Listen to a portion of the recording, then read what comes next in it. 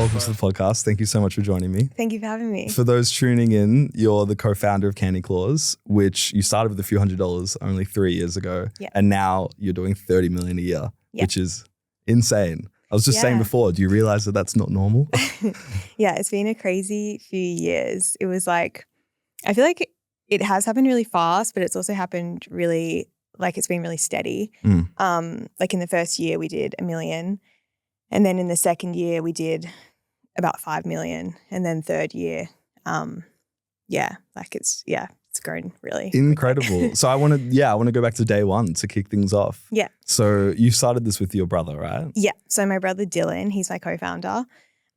So originally we started off doing dropshipping. Mm-hmm. So we were both working in corporate jobs and both kind of like hating life. So we had a conversation and we were like, we want to start something on the side.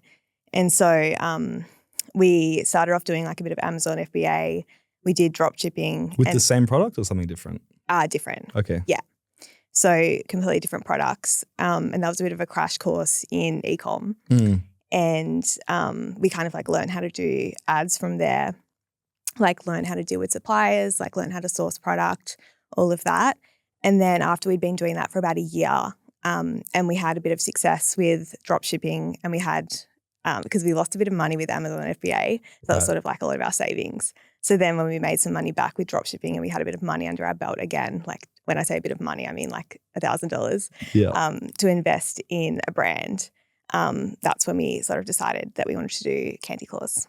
Right, got you. Okay, so those first few products that you did, being in a corporate job, I mean, that's kind of often what's sold to many of us when we finish school. It's like, go to university, get a job, work your way up the ladder kind of thing. There was obviously like a defining moment, like something happened or you spoke to someone or I don't know what it could have been, or was it always in you? Like what was that switch that went, you know what, this isn't for me. Surely there's something else I can be doing. Yeah, I always wanted to start a business, but I always thought it would be like much later down the line because I didn't know yet about e-commerce and like that you could start a business with, not much like upfront investment. Or like I didn't really know anything about online business in general. And so I always like had that, but it was like a vision for the future. And then I was working, in the corporate world and I was doing it for it was like literally 3 months in and I was like so bored. And I just like got really tired of like the routine of it. And so I was also like living in Sydney at the time and like wasn't really like super happy with my living situation. So I just like wanted everything in my life to change. So I started kind of like looking for options and then it was actually I got like an ad for a course. Yeah. Like those founder courses. Yeah. Yeah. So I saw an ad for that and I like clicked on it and like watched like, how they do like the little free. Yes. Was it Greta's training? Yeah. Yeah. No so way. I watched that video and I didn't do the course, but I like kind of like found out about e-commerce and I was like, oh, like I could do this. And so then I just went into it like very overly optimistic. And I was like, I'm just going to quit my job, go all in on e-commerce. And so that's what I did. That's incredible. Yeah. Let's give Greta a shout out because I watched the exact same video for Start and Scale. Yeah, I think like it's like that. She's like the like later version of Ty Lopez. Like I feel like like so many people watched Ty Lopez and got into dropshipping. Totally, but it was so inspirational for me watching that free training as well. And I'm like you, I didn't buy the course either, but that free training, I was like, no way, this is possible. Yeah. And it was right before my first successful brand, which was in skincare. Yeah. And then later I actually went and worked for Founder as a videographer. Yeah. Okay. On Chapel Street and then became close with Greta and she bought my agency. Yeah. So I've been working with her for a while. So I like for a lot of people that are maybe in that corporate job, because similar to you, I moved to Sydney for a corporate job as well. And I lasted 4 months. What were you doing? It was like brutal. I was working at a magazine called The Collective Hub. Okay, cool. Videography as well. Yeah. This was before Founder, but like public transport, I was going from Manly into the city every day. So ferry, train and walk. It was like my days were like 11, 12 hours. I was like, surely there's like more to life than this. Yeah. And that was the last job I had before, going all into e-commerce. Okay. But there's like a huge element of risk there. You said you spent all of your savings on it. You had a bunch of projects that didn't work. People see the headlines about Candy Claws. They missed the part where you had all these other products. Yeah. What would be your message? Well, yeah, I guess like the message is just to be persistent because and to persevere because like it was a pretty long time before we saw any success and like we did lose a lot of money. But I just like knew that this is what we were going to do and I just was so set on that vision and knew that it would eventually come to fruition. Yeah. So and like you say that it's a risk, but I kind of think of it like it's like more of a risk to stay doing something that you don't want to be doing because it's like that's like 100% you're not going to get to where you want to go. Whereas like if you try going in the direction that you do want to go, like, it's like less of a risk because there is a chance that you could actually get to where you want to go.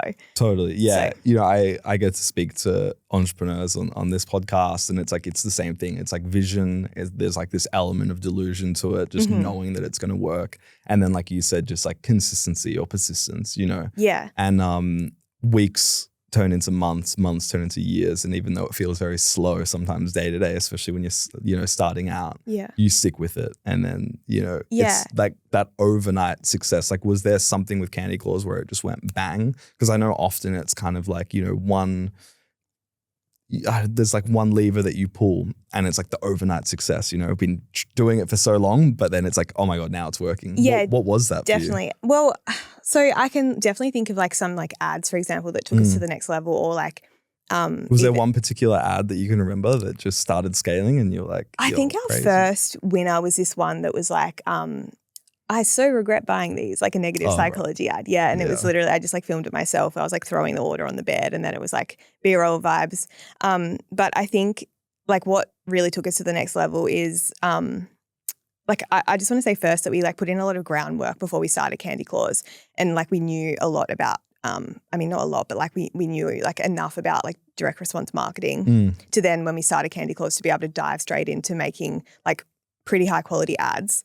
Yep. And we did them all ourselves. So we'd obviously like experimented with UGC back when we were doing drop shipping, like when we had the budget for it at like certain times. But towards the end of the drop shipping when we didn't really have any budget, I had to then like start doing the ads myself. So it was like the one product that we did before we started Candy Claws is when I started being in the ads myself. So I think that kind of like helped because then when we started Candy Claws, I had like accepted the fact that we had to make our own content. So like I would be in the ads and like I would make like founder ads, but then also like Dylan and I shot all of our own B-roll. We also like knew how to edit at that point as well because we'd already been doing it for like just basic editing on CapCut.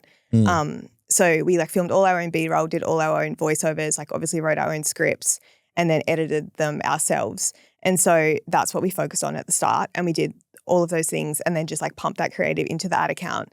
And so like that is what allowed us to like get off the ground really quickly because we didn't try to go like the organic route, for example, or, like start off by like seeding or whatever. Like we just like knew that we already like knew that we could just do it through get us off the ground using Meta. Totally. Yeah. So let's talk about direct response marketing. You bring that up. And, often people are, you need to strike this balance of like direct response and also brand and also seeing a lot of your ads in your ad account. I feel like you're the kind of operator that probably is you would rather ROAS and you would rather ads perform than them look, exactly like your Instagram account or your website in terms of brand. Yeah. So talk to me about that mindset because a lot of people, especially if they're more like focused on brand, organic, when they start doing paid, they may not get the results that you're getting because they're too fixated on making sure it's aesthetic or perfect. Whereas that's not always the stuff that converts, right? Yeah. Well,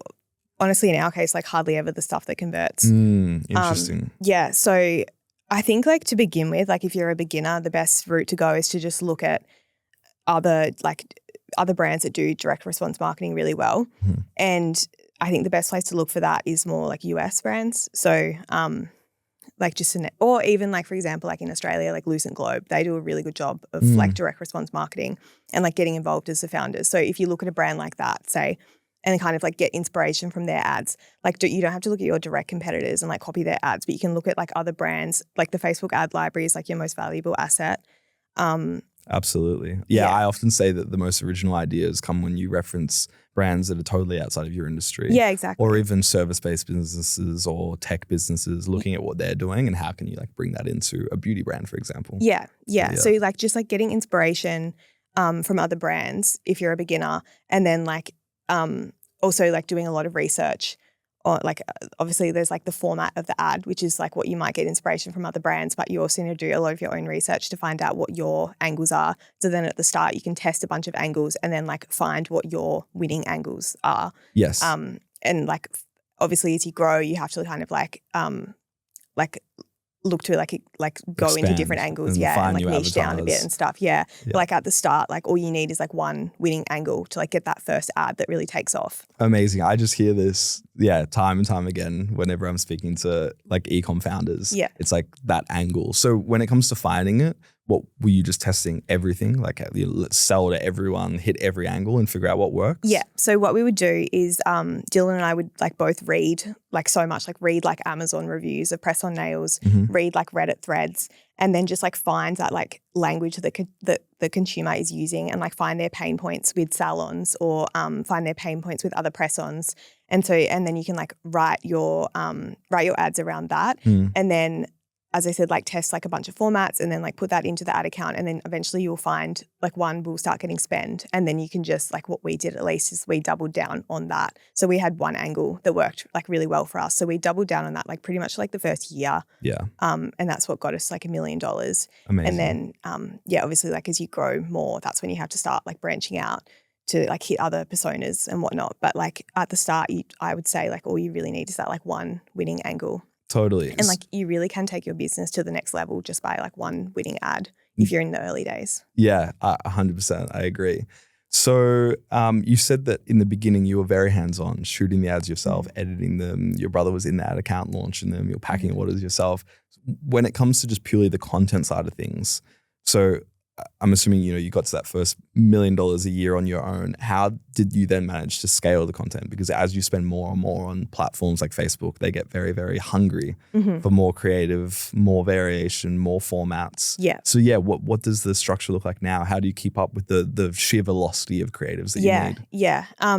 Well, I think the way that we keep up with it is that we've always made the creative strategy the number one focus in our business. Like at the end of the day, that's what kind of keeps the lights on. So that's what Dylan and I focus on. That's how we've built out the team. So for example, it's like, say like the influencer branch of the business, we have a partnerships manager and she will manage all of the outreach to influencers, but we're not trying to convert from sending to influencers. What we're trying to get content into the ad account. Yes. Because absolutely. Yeah. And so like we've like built out that section of the business for that purpose. And then it's like our hires, it's like we have like someone in-house to help with content. We've searched like really hard for like creative strategists. We've also like experimented working with agencies. And then also like Dylan and I have also stayed very involved with the creative strategy. Like that's one thing that we're both of us are super involved in that on a day-to-day basis. Yeah, amazing. Yeah. I'm curious to know, have you ever explored things like ambassadors or affiliates? Because you mentioned that, you're working with influencers purely for the content, not necessarily their reach. But the reach is a bonus, right? If they post and it goes well, sweet.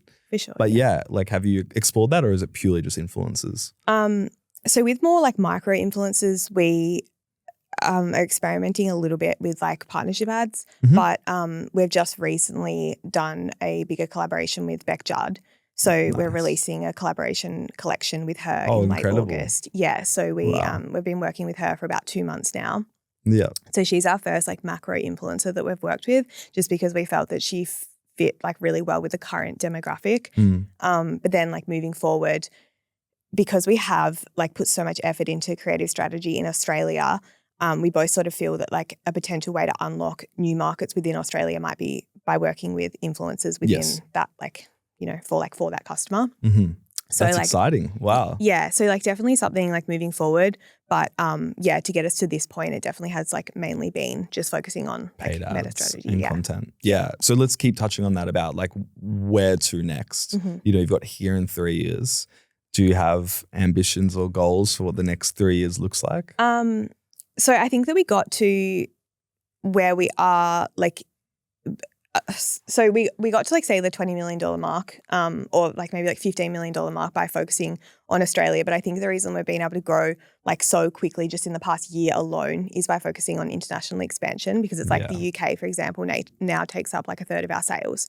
Incredible. And like Australia is such, just like obviously innately such a small market. Yes. Yeah. And a hard market. If you can do it in Australia, often it's very easy to replicate overseas because it's not the easiest to crack here. Right. Yeah. Yeah. And the UK, it's it's kind of very, very similar to Aussies. Yeah. That's a obvious market. And then of course the US is, if you can crack that, well then it's just so much blue sky. I think Australia is like, obviously, I think Australia, if you have a product that's more of like a mass market product, it's easier to make it work here. But it's like you look at these brands in the US that are doing like, I don't know, like 300 mil revenue, and they're like the most niche product, and it's just because they have the population to sustain That's it. right. Yeah. Whereas, so it's like, that's why you can't, there's obviously a cap in Australia. So in terms of growing the business to the next level, like definitely international expansion is our next focus. And then just like the way that we're doing that is replicating what we did in Australia in new markets. So just focusing on like paid and getting more like native creative over there, like focusing on working with UK creators. And, I think localizing your creative when it comes to international expansion, is the single lever that I recommend pulling that makes the biggest difference. Yeah. Even just the accents, what's in the background. Exactly. It all makes a difference. Yeah. And also like sometimes the format of the creative, like what will perform in the UK isn't necessarily what performs well in Oz. Yeah, and vice versa. Yeah. And it's good as well if one country kind of slumps in sales, the other spikes, and it's just you're always especially if you have a business that's like seasonal, obviously. Like it's and we're kind of finding that at the moment with a newish product that we launched. So we now do press on pedicures as well. And that does really well in the UK right now because it's summer over there. And so I'm like assuming once it gets to summer in Australia, that will sort of switch up. Yeah, so, amazing. Just chase the summer. Wherever you are. Yeah. So good. Are there any other channels as well that you're experimenting with? Or is Meta still just we've always been pretty big on like attribution, like knowing where our sales come from. So we're kind of hesitant to expand into other channels. So we're focused mainly on just using Meta. Yeah. Just like to not muddy the waters too much. Interesting. Yeah. Okay. Yeah. Let's talk about that because attribution, I feel like there's two kinds of people. There's ones that, really geek out on it. They've got server side tracking. They're installing triple whale, everything they can to figure out where a sale's coming from, especially when they're running multiple channels. And then there's the other type of people, which is like the Chadvertisers, like Chad, who just goes, you know what? I'm just going to look at how much revenue am I making? How much am I spending? Yeah. And it doesn't really matter. Just like run it up. Yeah. Where would you say you sit? Definitely like at the other end of the spectrum. I think we've kind of like, I would say a lot of our success in the business has been from doubling down on what's working. So obviously you need to know what's working to be able to do that. Yeah. Can you really attribute everything at all times, do you think? Or how deep do you go into it? So I think that like how deep we go into it is just like probably just by staying on Meta. Like that's the way that we do it. Because then we can sort of confidently say like, we can kind of like confidently say that a lot of our growth has come from there. But like now we will kind of give credit to things for having a bit of an umbrella effect. So like, for example, like the Beck Judd collaboration, we're not just judging that based off the revenue that's coming from that because obviously like if people come from our ad, right, and they go onto our Instagram page and then they see like 3 photos of Beck Judd's face, that's obviously like adding social proof. 100%. So there's definitely like bigger things do have an umbrella effect. And I think as we grow bigger, we will start to focus more on like more brand marketing. So like more like visibility.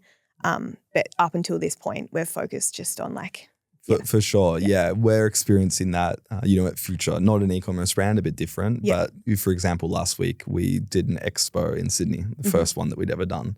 And it cost a fortune. It was like the same amount that I'd probably spend over 3 months on ad spend. Right. So I'm thinking, man, I know I'm going to get 20 leads every day. And like we do this expo and it's like, we probably got, I don't even know if we got any, prospects that are going to convert. Yeah. But it was, the content from the day of the stall and like running that as an ad. Well, and also it's just the authority in the space, the trust, brand building. Yeah, that's the thing as well. It's like whenever we do something that's a bit more like for like community or whatever, we'll always try to leverage that opportunity to also like make content from it. So then, and like that's just like the thing with the influencers, right? It's like, or like like a bigger macro influencer collaboration, it's like a safety guard for us is like having the rights to then run the content as ads, because we know that like if it's a good piece of content, it will convert through ads. So it's like, yeah, you might have like a big outlay to like this influencer, but at least you've got your protection on the back end. Like that's in right. account. It's the content. That's the valuable piece. Yeah, exactly. So good. So let's talk about fulfillment, because you mentioned that, for a long time you were packing orders. Were you doing that out of your house, like sending out the orders? Yeah. So in the early days, I would get all of the stock sent to my house up in Brisbane. Yep. I wish I could see photos of that. Yeah. Yeah. I can send some in. But it was like, at first it was like fine. Obviously I just had like little like metal shells from Bunnings like set up. Yeah. Just had like a row of each design. And yeah, I'd like pack them every day. And at the time I also was like, before I took any money out of the business, and I obviously didn't have a corporate job anymore and hadn't for a few years. And like we didn't take any money out of Candy Claws for say like the first year. So I was also working a hospitality job, which is love the hustle. Bit humbling. So I would like come home from that and then like pack the orders. But yeah, so I was doing that. And then once it got like really big, like when we were like really growing, and we had to order a lot of stock to the house. And then it's like, sometimes it would come and it would be like the amount of arguments, like not arguments, but like words I had with my supplier about the way it was packed, because like sometimes they would pack like it comes in like a sleeve, but like sometimes it would come and there'd be like 7 different designs in one sleeve. So I'd have to go through all the boxes, literally pour out all the sleeves, like sort through, because I'd have an order and I knew that we had like 10 of Cobbler, the design somewhere, but I had no idea where it was. So I'd have to and it was like having like a breakdown. Unfortunately, we deal with this, way too much in the future as well. Sometimes they just can't get it no matter how much you tell them. We've outsourced that problem now. And then, thanks. But on that, we've been so fortunate to, have the privilege of working with you over the last 2 years. And we've, watched your growth as well from when you first entered, the Future Warehouse to where you are now. Like even just being in the warehouse with you today and looking at all the product and talking about what's next. Yeah. But I'd love to hear about, that whole experience with Future over the last 2 years. Yeah, for sure. It's been really great. I think the best part about working with you guys is that we are really close to the people that work in the warehouse. So as I said to you before, like Darcy, Gina, Paul, they're all like great. They've been so helpful. Whenever something does go wrong on our suppliers' end, they're like super quick to pick it up, which is amazing, because like some of those mistakes that are made by our suppliers, like obviously now we don't get the final tick off because it gets sent straight from our supplier to the warehouse. So it's like some of those mistakes, like incorrectly barcoded items. It's like we could send like a week's worth of orders out with that incorrectly barcoded. So it's like the customers are receiving the wrong item. And it's like it's a week later until we find out through customer service. So it's like if that wasn't picked up on it, that would have cost us like so much money. So like to have that stuff picked up on like immediately by the team is so good. And then also like just super accommodating in terms of whenever we need something like, like something like shot, like a photo or whatever, they'll like get out there in the warehouse and do it for us.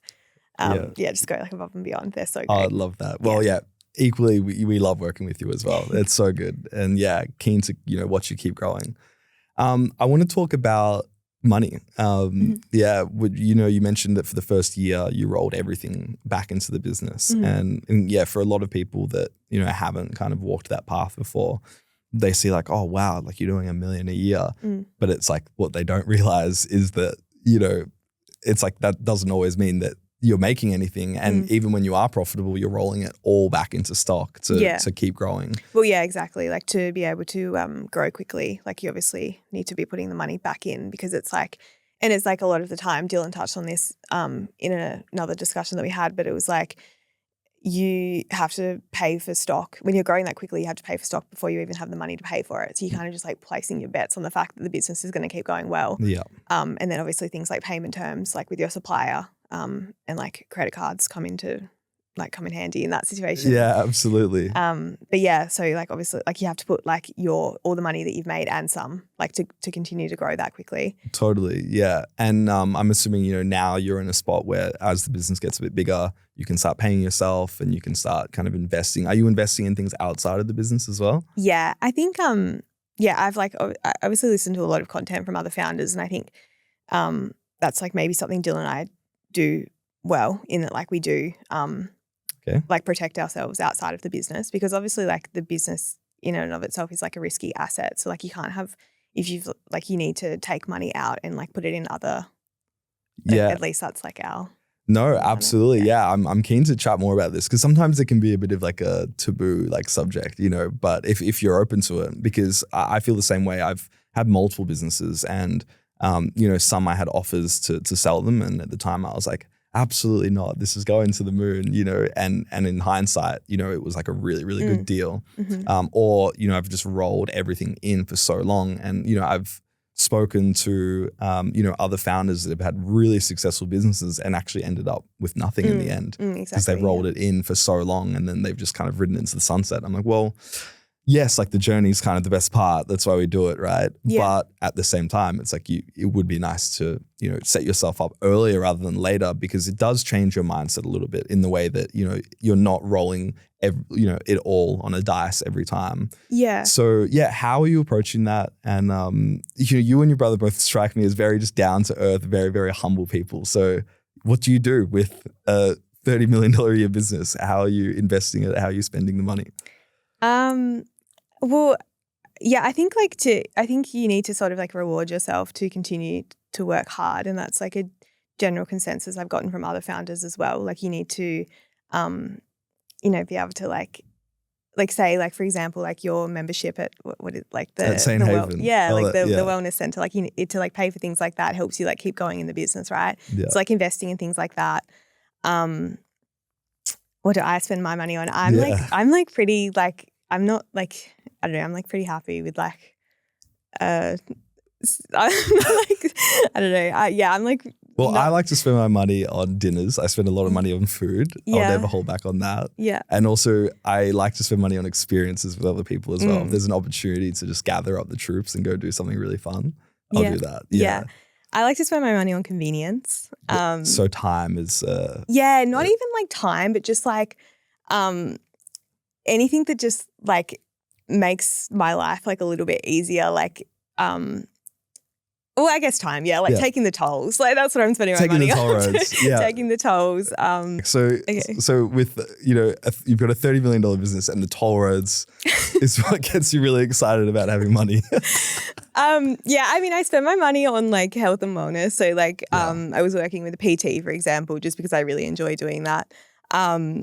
I like traveling. Like I have been traveling a lot more recently and trying to do that because at the end of the day, like as much as I grew to love, like I guess like grew like a love for the game. Like I love like running the business and I love like working 5 days a week and being in the office and whatnot.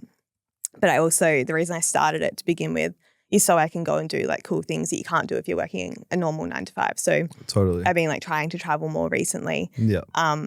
And yeah, like just like taking opportunities when they come. It's great. And these make you a better founder. Yeah, you know, exactly. Traveling is like often when innovation hits, in my experience.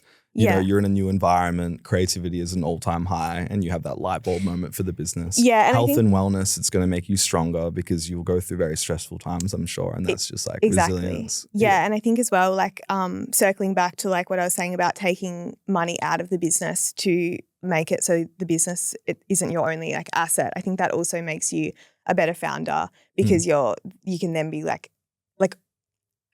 it's like obviously a bit like it's a weird thing to say, but like obviously as a founder, like you also have to like you can't end up homeless or whatever. Like you have to also look out for your own interests. So kind of like setting yourself up separate from the business helps you be a better founder because then like you can take that out of the equation and like you can like just like you can like then or like the money that's generated like put it back into the business. Exactly. Yeah.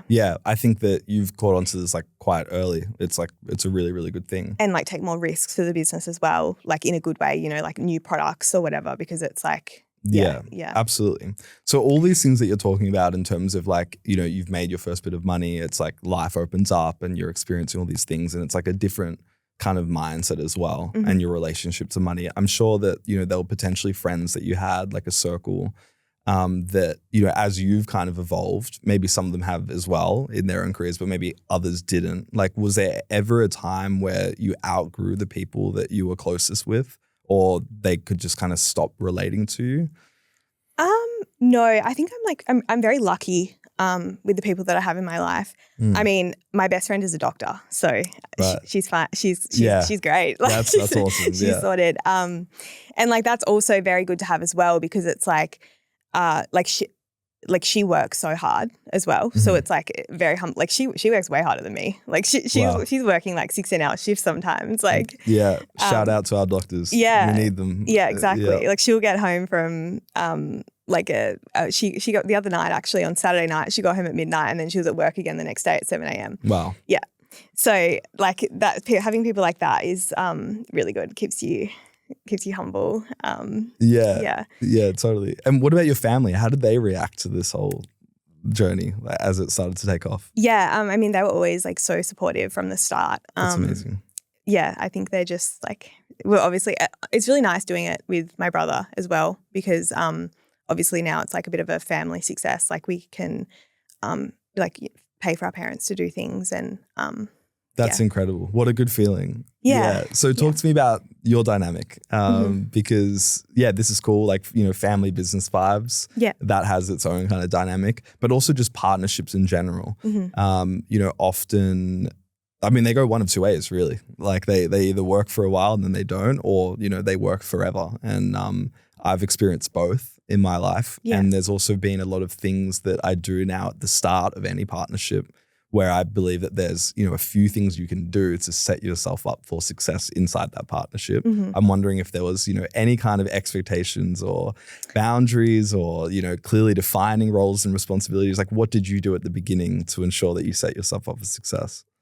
It's funny. This like reminds me of a while back we had a meeting with some lawyers, and they were like, we were just like talking about the structure of the company and whatnot, and they were like, oh, like what do you and Dylan do to manage your conflicts? I was like, I was thinking like, oh, like I just give Dylan the silent treatment for a few days. Like I'm like nothing. Like we're brother and sister. Like I feel like it's kind of like in our, like I think like as siblings you kind of have an established dynamic of like arguing already, right? Like you grow up arguing, so it's like normal to do that. So it's like you don't have to be worried about like treading on anyone's toes. Everything is like said in the open. Like nothing's like ever like we're not shy to have a disagreement, which I think works in our favor, because as I said, like nothing gets left unsaid.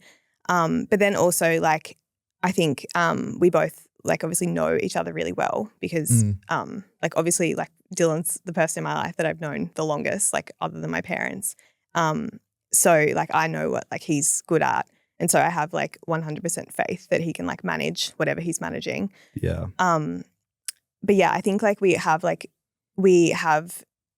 the contrasting skills as well, which is really important. That always helps. Exactly. Yeah. I think like that's probably like the number one reason, like not only that we work well as a partnership, but also kind of like a like quote unquote like superpower in the business, because it's allowed us to stay super lean, because we don't and we can both like as a team be across all elements of the business. So like Dylan's like really good on the operation side of things, whereas like if I had started this business alone, I definitely would have had to have bought on a hire to manage that. Yep. And then obviously like doing these like important jobs as the founders is like in a way crucial to the success of the business, because you can obviously hire to fill gaps, but it's like you can't trust that those people aren't going to like leave. And then like it's like, what are you going to do if you hire like an operations manager and they like know everything about your business and you know nothing about it, and then they leave? It's key man risk. Yeah, exactly. Yeah. So like I think the fact that we have between us like have like a like we're able to like cover so many sections of the business as the founders. Well, you've done everything as well from the ground up as well. Yeah. And then like we both will come together and work on the things that are like super important. So like creative strategy that we both need to be in. Yes, amazing. Yeah. So you mentioned something there about being quite lean, and we were actually talking about this off camera in the car earlier about, you know, what your team looks like and how you have kept it quite lean. And I brought up this idea that I definitely fell into the trap of thinking, you know, the more employees, the bigger your team, the more successful you were. And I think a lot of people were like that. And it's, I guess some business models lend themselves better to others in terms of how many people you actually need.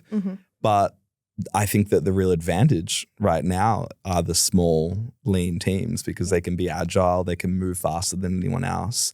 And, you know, if you have, you know, 10 like absolute A players, you know, you can move mountains together. Yeah, exactly. But talk to me about how you've structured your team, what that looks like. Yeah, we are incredibly lean. So our first hires were our customer service, which is most important, other than fulfillment, because that's something that needs to be done all day, every day as you grow. Yeah. So like for the first, maybe like the first, maybe the first year of the business, I was doing customer service. Yeah. And you said it's so the most important. So is that just being close to the customers, hearing them out in the beginning, and then ensuring that when you step away, you have a team that comes in that does it better than you ever did, or at least as good? So I think it's most important because it frees up the most time for you as a founder. Yeah. Yeah. So that's why it's most important to outsource it first.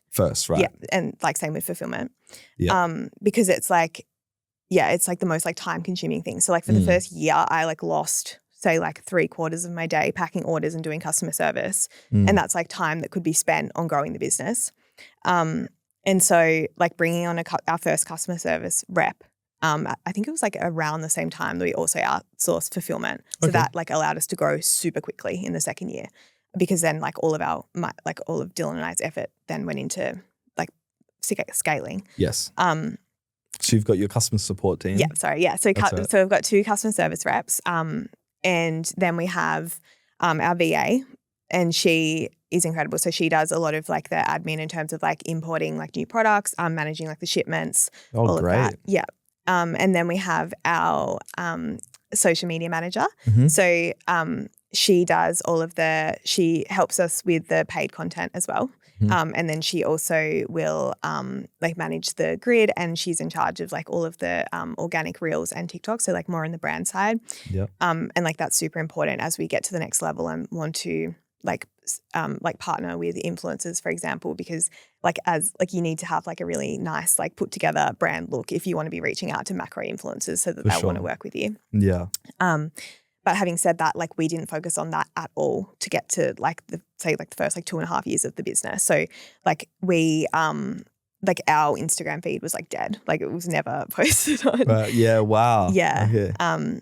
So like now that we're at that stage, we have a social media manager, and then we also have a partnerships manager, and she manages all of the influencers that we work with. And like it's great to have her, because I have always felt like we needed someone in the business, and it used to be me that was like across every single influencer that posts about us, because like you need to have that in the back of your head and like know who like your friends of the brand are. Totally. So that's like a super important role. And then she also manages the like content. So, yes. And this is like we've kind of been able to get to the stage now, like honestly only super recently, where we've like set up a system with like a bit of a flywheel with our content. So we have our creative strategist, who's the final person in our team. So she like makes the briefs alongside of a freelance creative strategist that we have as well. Okay. And then we also have agencies, but they manage all their own content. So we have the 2 creative strategists, and then she like sends her briefs after Dylan and I approve them. She sends her briefs to our content manager, and then that content manager will then send the briefs to whoever needs to produce them. So that might be me to do the voiceovers. Izzy, our social media manager, might need to film something for it, or external UGC creators. And then they send the content back to her, and then she then sends it to be edited, and then it gets edited by our freelance editor. And then they send it back to the creative strategist for approval before it goes into the ad account, which is uploaded by our VA. Got it. Yeah. So it's like amazing. A bit of a flywheel happening. Yeah. What this is really shining light on is the fact that, and you mentioned it before, you know, you're in the content business as much as you are in the product business. Exactly. It's a content machine. I think that's like what most people don't understand about when they're in the early days of their brand, is like an e-commerce business is essentially a marketing agency. Like you just like that's your bread and butter, to produce ads. Totally. Yeah. So I mean, the only kind of area that you left out there was the operational side. Yeah. So that's all managed by like obviously I do customer service. But like I don't do customer service, but I manage the girls.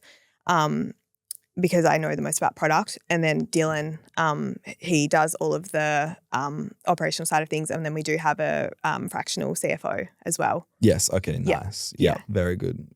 I love this. I just think we're in such an incredible time in history where, you know, you can be, you know, shipping out the amount of orders you are and, building this incredible base of customers with such a small team and, and lots of contractors as well and, offshore workers. Yeah, exactly. And sorry, something else I should mention as well with the lean team is we do work with a decision that Dylan and I have kind of made is that we do work with agencies because it's just it's like if you can so we work with an email agency. Okay. And the reason that we do that is because we pay them a certain amount of money, right, that we might pay a higher, but they then have someone on their team that will that can design not make the campaigns and design the emails and then someone that manages the flows and then someone that manages our deliverability and yeah, absolutely. And if someone leaves, they're filling that spot again. Yeah, it's not even on your radar at all. I think and they get the collective learnings from, working with lots of brands. Exactly, yeah. And I think I think Dylan and I just where we are similar is that we like to avoid headaches in the business and we like to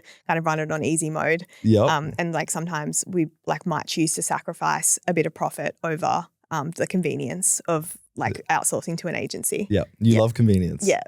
Yeah. So, okay, it feels like, it's effortless and you just said it then, running it on easy mode. Mm-hmm. I want to talk about the highs and the lows of this whole journey.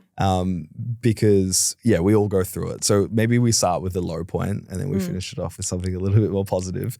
But was there a time that was, very stressful, very challenging? Maybe your back was against the wall, or maybe it was just, a problem that you needed to find a solution for that, really took a lot of effort. Is there something that comes to mind, one of the harder moments of growing Candy Claws?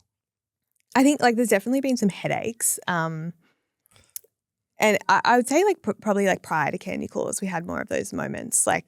We had a lot of, and the reason that it makes it so hard, in the early days is because you're not used to dealing with these kinds of problems. So they hit a lot harder. You would know this too. It's in the early days when something goes wrong with your first shipment, you're freaking out. Whereas now it's water off a duck's back. It's whatever. Absolutely. Yeah. it's you build the muscle of the stress tolerance. Yeah, exactly. Yes. So your tolerance for stress goes up, and then also you also have it's seems like more of a risk in terms of a social risk because it's when you're doing well, everyone's obviously oh, that's so cool, whatever. But when you're first starting out, everyone's kind of what are you doing? You just quit your job or which whatever. is a shame. I think we call that tall poppy syndrome in Australia. Yeah, but it's when things aren't going well after you've taken a big risk, it can be a bit more of a cycle. It's a bit harder. Oh, on your right. psyche. Yeah. So maybe that. I would say. But that wasn't the case, was it, for Candy Claws? Not for Candy Claws, but definitely when we were doing dropshipping and stuff, Before, and when we started with Amazon FBA, we did 2 products on Amazon FBA, and we had pretty big issues with both of them in that we lost all the money that we invested in it. So we've told this story before, but we our first ever business together, Dylan and I, we were selling on Amazon FBA, and we were selling weed grinders. Yeah, sure. And obviously we were oh, it's fine, other people are doing it, whatever. Anyway, the stock arrives in the warehouse, and within the sales on the first day were great. We were oh, we've hit a winning product, and then we got an email being we're going to destroy all your inventory. So that was all the money that we had invested in that, and that was our first ever business. So it was a bit of a hit. Oh. So things like that, I would say are probably the lower points. But in terms of Candy Claws, I think having a co-founder, I think is kind of life-changing in that regard. I can't imagine. I agree. Yeah. 100%. I was thinking about this the other day. I honestly can't imagine having built a business by myself. And also just in terms of being able to share the highs, it doesn't really mean anything if you don't have anyone else doing it with you. Without a doubt. Yeah. Yep. So yeah, I think having a co-founder has helped mitigate any huge lows in the business. Yes. Because at the end of the day, you've got each other. Yeah. You're sharing the load, and you're sharing everything together. And I've also always had faith when things have gone wrong, or if performance is down and things are kind of looking like it's going downhill a bit. I've just always had faith that we will find our way out of it. because like what you have, like your biggest asset when you get to this point is all of the like skills that you've been able to accumulate along the way and all of the knowledge. So it's like, let's say even like touch wood, but like let's say even tomorrow like candy claws like vanished. It's like we have like such a like we definitely would be able to do it again. Absolutely. I believe that. Yeah. So and then let's talk about one of the highs. Is there a moment in the last 3 years, and it doesn't have to be recent, like is there something that sticks out to you that was just an absolute highlight, a memory that will live in your head rent free forever, that was just a real highlight of the whole journey? Yeah, so I think a few. I think I mean, I still remember, like, even before Candy Claws, I still remember our first $1,000 day with dropshipping. Yeah, like, I think that's probably still got to be up there. I was like on such a high that day. It just doesn't hit the same. Yeah. That first like $1,000, like you have to do 1,000x again to maybe get that same feeling. But yeah, well, our first $1,000 day, we ended up doing like 3,000 that day, and I was like ecstatic. Like I was so happy. Crazy. And because we'd been having so many failures up until that point. So that was really great. And then Dylan and I went to China together to visit our suppliers, and that was also another big high. Like it was it was a really short trip, but it felt like it was 2 weeks because we just like, it was just like such a fun trip. So good. And like to be able to do that together again, like I can't imagine doing that alone. It's like, yeah. And then also like as much as like I feel like a lot of now, like a lot of the satisfaction that I get from the business is from like seeing the business as its own entity like grow and like people like recognizing it. Like when you say like, oh, like I run a business, and you're like, oh, like they're like, what's it called? And it's like Candy Claws, and like, oh my gosh, and like freak out. Totally. It's this act of building something that's bigger than yourself now. Yeah. It is its own. Exactly. Yeah. But then like having said that, obviously like last year, the first day of the Black Friday sale was like our biggest day ever. And that was obviously like a bit of a high. Like you do like sometimes get to ride the wave of like the financial wins, I guess. Yeah, totally. Maddie, thank you so much for taking the time out to sit with me. Yeah, it's been great to chat. Yeah, it was fun. Yeah, maybe we'll do it again sometime. Sounds good.